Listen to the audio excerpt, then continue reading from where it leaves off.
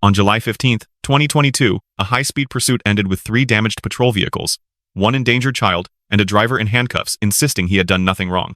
What followed is a case study in probable cause, the reasonableness of force, and why spontaneous denials conceal a case. The jurisdiction is unconfirmed. This analysis rests on federal constitutional law. Viewer discretion is advised. Now you just had a wreck. Look out!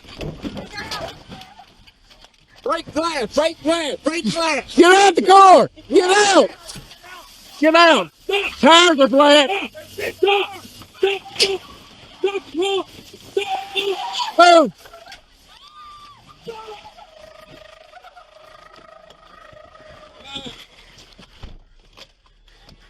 Come on! Bitch, you fucking go.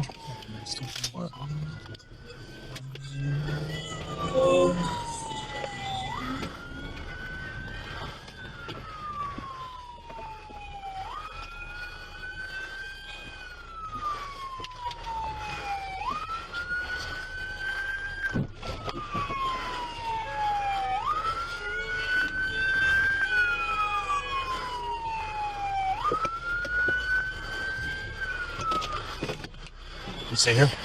Yeah.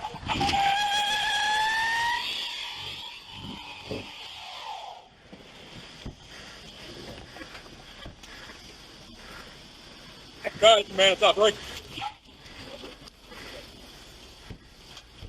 She's not gonna make it far.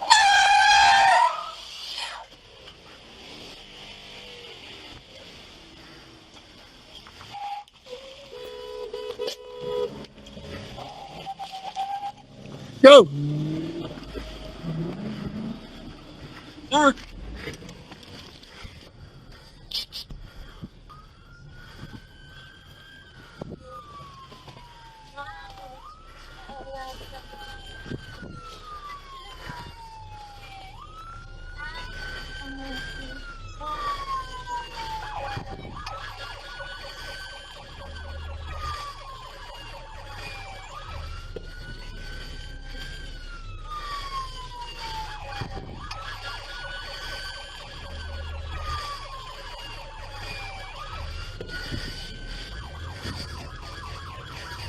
Shades on.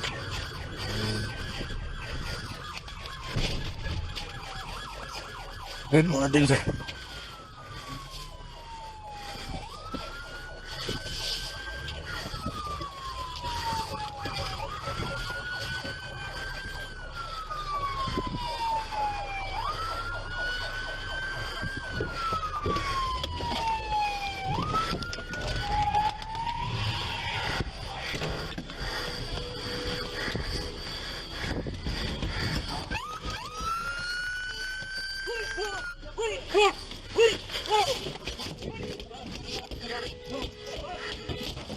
I got in the park. Give me some help over here. I got you. Sir. Ma'am. We got it. She's buckling. I know I'm buckled, sir. I know I'm buckled, sir. Yeah. Sir. No. I didn't do anything. I didn't do it, sir. You just tried to kill 10 people. No, I did not, sir. Alex, push back. No. Sir, stop. Sir, I didn't do it. Stop. No. What have you done? Stop. Stop. I didn't do it. It won't fit. It won't fit. Did it. Make it fit. The Fourth Amendment governs the seizure. Under Atwater versus City of Lago Vista, decided in 2001, a custodial arrest supported by probable cause does not violate the Fourth Amendment, even for minor offenses. Here, the suspected offenses are emphatically not minor. Under Devenpeck versus Alford, probable cause is assessed objectively from facts known to the officer at the time of arrest. Officers who personally witnessed the vehicle ramming patrol units possessed more than enough probable cause for a warrantless felony arrest.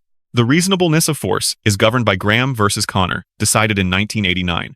The court requires balancing 3 factors: severity of the offense, immediacy of threat, and active resistance or flight. Each factor weighs strongly for the officers here.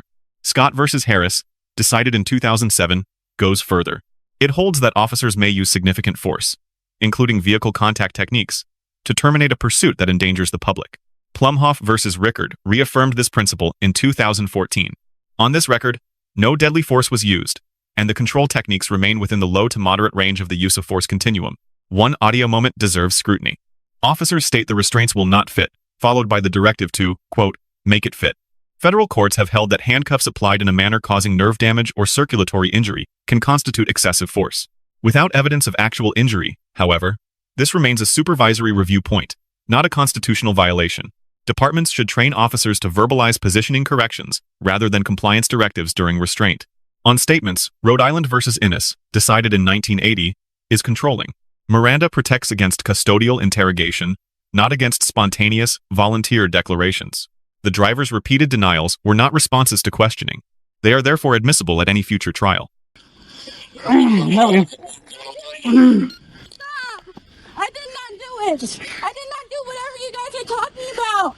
I did not do anything you guys are talking about. And you just wrecked 3 police cars. No, I did not. And a couple others. About 3 freaking stop signs ago and started saying that I was driving recklessly and I was not. Well, I almost you can't did. kill that kid. I didn't do anything. Yes, you did. You almost killed 3 fucking people. What did I do? Don't even ask how. How? You killed 3 people. You put her in my car. Yeah. Y'all want to get in a minute? Something about that. Yeah, no, we're good. Thank you. Good. What about your Kathy? Yeah, he's fine. Yeah, I'm good. Yeah. The primary officer receives a B. Commands during the extraction are clear and consistent. Probable cause is articulated contemporaneously, which will serve any future prosecution.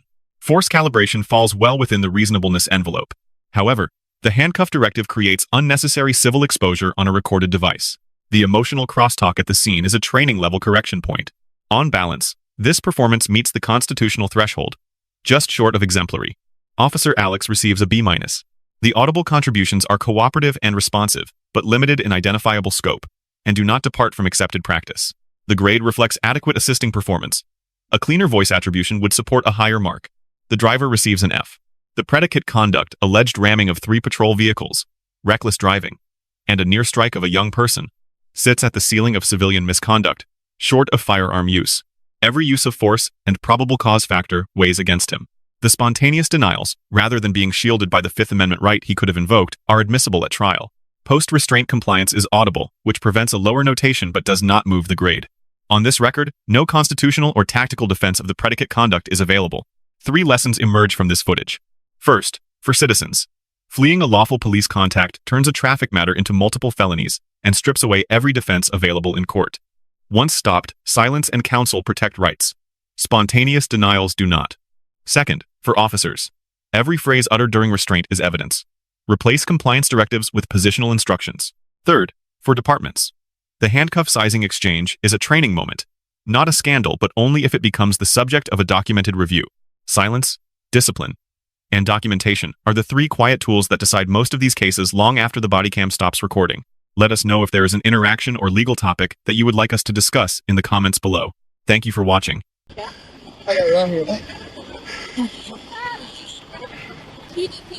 Now you just had a wreck. Look out! Break glass! Break glass! Break glass! Get out the car. Get out. Get out. Tires are flat. Stop! Stop! Stop! Stop! Stop! Move.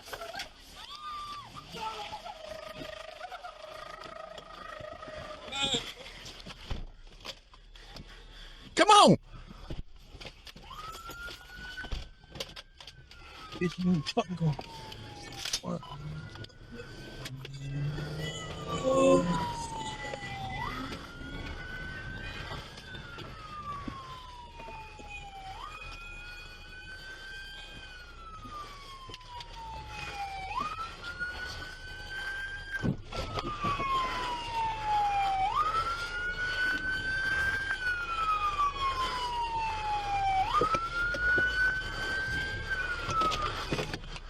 You see her?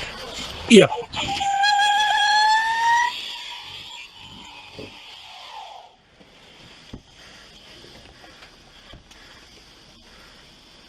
Guys, man, it's up, right? She's not gonna make the car.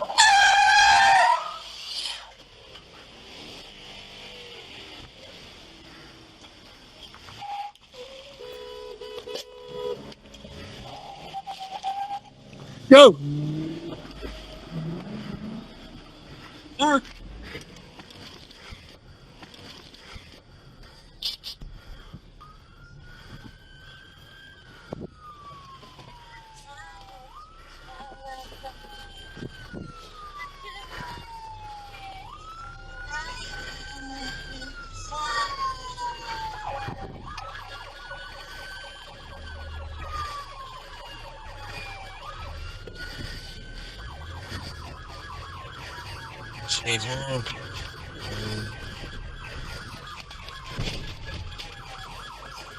Didn't want to do that.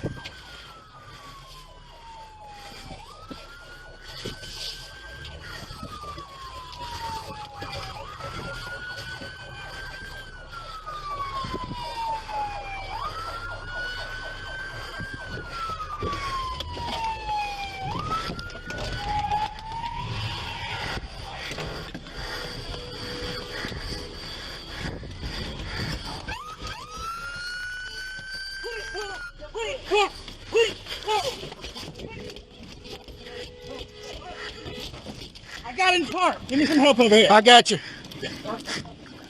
Sir. Ma'am. We got it. She's buckling. I know I'm buckled, sir. I know I'm buckled, sir. Yeah. Sir. No. I didn't do anything. I didn't do it, sir. You just tried to kill 10 people. No, I did not, sir. Alex, switch back. No. Sir, stop. Sir, I didn't do it. Stop. No. Why have you done? Stop. Stop. I didn't do it. It won't fit. Do it. It won't fit. Did it. Make it fit. Stop. I did not do it. I did not do whatever you guys are talking about. I did not do anything you guys are talking about. And we just wrecked 3 police cars. No, I did not. And a couple others. About 3 freaking stop signs ago and started saying that I was driving recklessly and I was not. Well, I almost you can't made it. kill that kid. I didn't do anything. Yes, you did. You almost killed 3 fucking people. What did I do? Don't even ask how. How? You killed 3 people. You put her in my car. Yeah. Y'all want to get in a minute? Something about that. Yeah, no, we're good. Thank you.